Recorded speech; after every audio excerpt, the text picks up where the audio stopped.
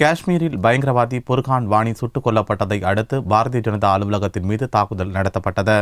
காஷ்மீரில் பயங்கரவாதி புர்கான் வாணி உள்ளிட்ட 3 பேர் சுட்டுக் கொல்லப்பட்ட தகவல் பரவியதும் அனந்த்நாக் மாவட்டத்தில் பதட்டம் ஏற்பட்டது. இதையடுத்து அனந்த்நாக் மற்றும் ஸ்ரீநகர் மாவட்டத்தின் பல பகுதிகளில் ஊரடங்கு உத்தரவு பிறப்பிக்கப்பட்டது. கலவரக்காரர்களுக்கும் போலீசாருக்கும் இடையே நடந்த சண்டையில் 11 போலீசார் காயமடைந்தனர். பத்திபோரா, குவாசிகந்த், லர்னு, அனந்த்நாக் ஆகிய இடங்களில் போலீஸ் நிலையங்கள் மீது கலவரக்காரர்கள் கற்களை வீசி தாக்குதல் நடத்தினர். குல்காம் மாவட்டம் நிலோபுகாம் பகுதியில் உள்ள பாரதிய ஜனதா கட்சி அலுவலகத்தின் மீதும் போராட்டக்காரர்கள் கற்களை வீசி தாக்கியதாகவும் அந்த அலுவலகம் சூறையாடப்பட்டதாகவும் தகவல் வெளிவந்துள்ளது. பயங்கரவாதி கொல்லப்பட்டதற்கு எதிர்ப்பு தெரிவித்து கடை அடைப்பு நடத்த பிரிவினைவாத தலைவர்கள் அழைப்பு விடுத்துள்ளனர். இதனால் அம்மாவட்டத்தில் பதற்றத்தை தணிக்க ராணுவத்தினரும் போலீசாரும் பாதுகாப்பில் ஈடுபட்டுள்ளனர்.